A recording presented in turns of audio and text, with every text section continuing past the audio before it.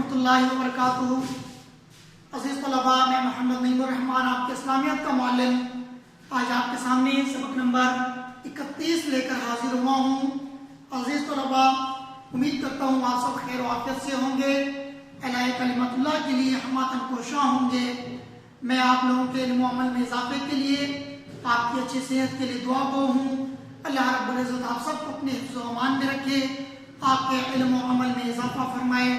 عزیز طلباء، الحمدللہ میں بھی خیر و عافیت سے ہوں، اور ہم نے اپنے پچھلے 2 ٹاپک میں ہجرت و جہاد کو ہی پڑھا، اور آج بھی ہمارا ٹاپک ہجرت و جہاد ہی ہے، لیکن آج ہم جہاد اور اس کی مختلف اقسام پڑھیں گے۔ جہاد کے حوالے سے ایک مفصل لیکچر میں نے آپ کو اپنے سبق نمبر 30 میں دیا ہے۔ بہت ساری باتیں میں نے زبانی آپ کو بیان کی تھی، آپ وہ تمام باتیں جہاد والے ٹاپک میں لکھ سکتے ہیں۔ کچھ اشعار بھی میں نے کہے تھے، آپ ان اشعار کو بھی اپنے جہاد والے ٹاپک میں لکھ سکتے ہیں، اور بورڈ پیٹرن کے لحاظ سے یہ جہاد والا ٹاپک انتہائی امپورٹنٹ ہے۔ عزیز طلباء، ہم آج جہاد کی کچھ اقسام ہیں، اس کا مطالعہ کریں گے، اس کو پڑھیں گے۔ اپنی کتاب کا صفحہ نمبر 77 پیج 77 نکال لیں تاکہ ہم جہاد کی اقسام پڑھ سکیں۔ جی عزیز طلباء، جہاد کی پہلی قسم ہے جہاد بالعلم۔ جہاد کی قسم جہاد بالعلم ہے۔ دنیا کے تمام شر و فساد جہالت کا نتیجہ ہے۔ یہاں پر ایک شارٹ کوسچن بنتا ہے کہ دنیا کے تمام شر و فساد کس چیز کا نتیجہ ہے؟ تو اس کا جواب آپ نے دینا ہے، دنیا کے تمام شر و فساد جہالت کا نتیجہ ہے، اور اس کا دور کرنا ضروری ہے۔ ٹھیک ہے، اگر انسان عقل و شعور اور علم و دانش رکھتا ہے تو اسے چاہیے کہ دوسروں کو بھی اس سے فیض پہنچائے، فیض یعنی کہ نفع۔ قرآن نے یہ بات ان الفاظ میں واضح فرمائی ہے کہ ادعو الی سبیل ربک بالحکمۃ والموعظۃ الحسنۃ وجادلھم باللتی ہی احسن۔ لوگوں کو اپنے پروردگار کی طرف آنے کی دعوت و حکمت اور دانش اور خوبصورت دعوت و حکمت و دانش اور خوبصورت نصیحت کے ساتھ کر دو، اور ان سے مجادلہ کسے کہتے ہیں؟ بحث و مباحثہ بہت ہی خوبصورت طریقے سے کرو۔ اسی طرح علمی انداز میں دین کی دعوت و تبلیغ بھی جہاد کی قسم ہے، اور نتائج و افادیت کے لحاظ سے اس کو بہت اہمیت حاصل ہے۔ سورۃ الفرقان میں اسے جہاد کبیرا قرار دیا گیا ہے۔ عزیز طلباء، آپ اس بات کو ہائی لائٹ کریں، سورۃ الفرقان میں اسے جہاد کبیرا قرار دیا گیا ہے، کیونکہ یہ بات اکثر آپ کے معروضی یعنی کہ MCQs میں پوچھ لیا جاتا ہے، اور اکثر بچے اس کا جواب غلط ہی کرتے ہیں۔ اور میں نے کئی مرتبہ، آپ لوگ پہلی مرتبہ پڑھ رہے ہیں اس لیے میں آپ لوگوں کو پہلے بتا رہا ہوں کہ جہادن کبیرن اکثر بچے لکھتے ہیں اپنے نفس کے ساتھ جہاد کرنا۔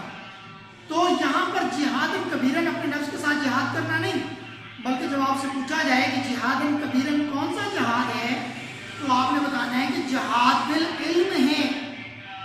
ٹھیک ہے، اس کے بعد ہے جہاد بالمال۔ جہاد کی ایک اور قسم جہاد بالمال ہے۔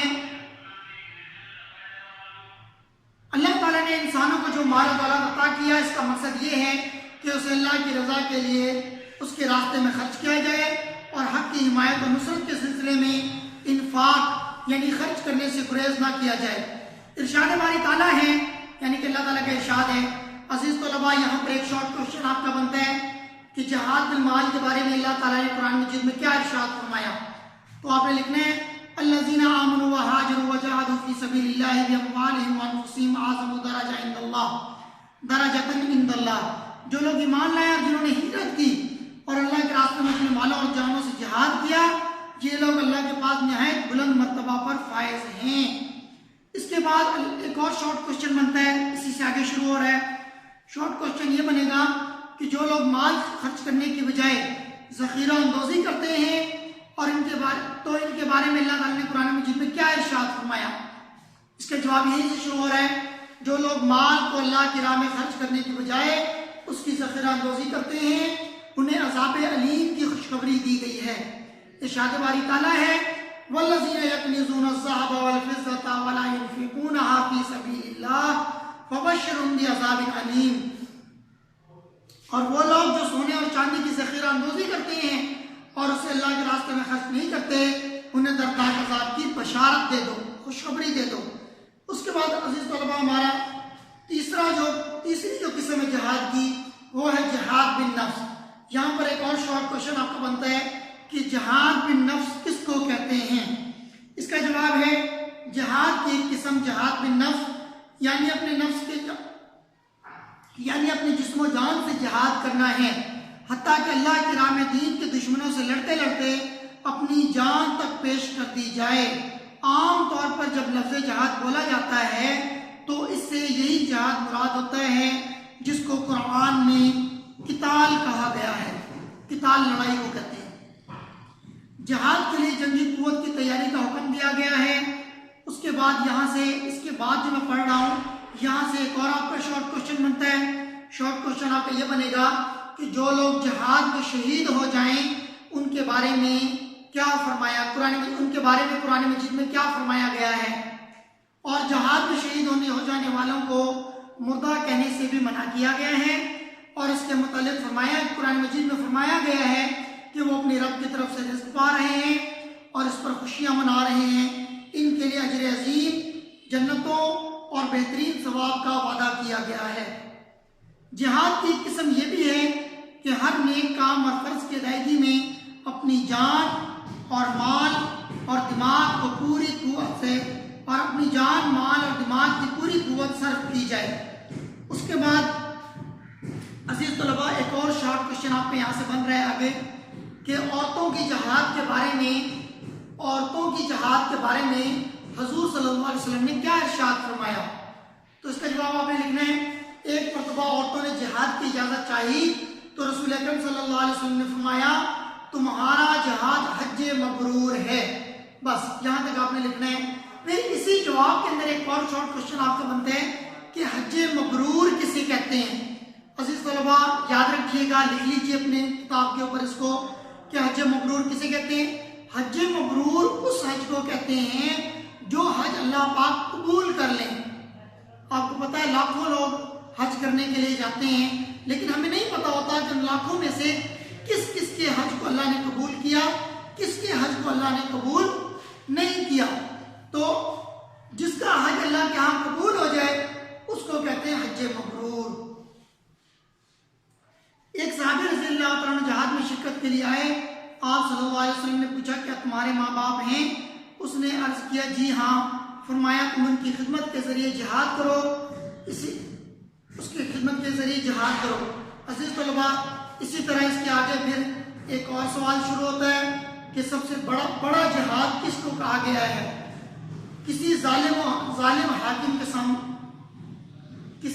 حاکم کے سامنے کلمہ حق و عدل کہنے کو بھی جہاد بلکہ بڑا جہاد قرار دیا گیا ہے. اس کے بعد ایک اور شارٹ کوشچن بنتا ہے کہ جہاد کب تک جاری رہے گا. اس کا جواب ہے آپ صلی اللہ علیہ وسلم نے یہ بھی فرمایا کہ جہاد قیامت تک جاری رہے گا. یہاں پر ہمارا آج کا ٹاپک ختم ہوا. عزیز طلباء آپ کے مشق میں ہیں جہاد اکبر کسے کہا گیا ہے، تفصیلاً بتائیے. جہاد سے کیا مراد ہے، اس کی مختلف اقسام تفصیل سے بیان کریں. یہ دو سوال نمبر 3 اور 4 یہ آپ نے یاد بھی کرنا ہے اور اس کی رف پریکٹس بھی کرنی ہے. سوال نمبر 3 میں آپ جہاد بالعلم، جہاد بالمال اور جہاد بالنفس لکھیں گے، ٹھیک ہے. اور اس کے بعد جہاد اکبر کسے کہا گیا ہے اس کے بارے میں پیج 75 پر نیچے سے چوتھی لائن ہے. جہاد کا مفہوم بہت واضح ہے. علماء کرام کے رائے جہاد کی سب سے اعلیٰ قسم خود اپنی نفس کے ساتھ جہاد کرنا ہے اور وہ اسے جہاد اکبر قرار دیتے ہیں. یہاں سے لے کر اسی پیج کے اینڈ تک آیت کا ترجمہ مکمل. تو یہ دونوں کوشچن آپ نے یاد بھی کرنا ہے اور اس کی رف پریکٹس بھی کرنی ہے.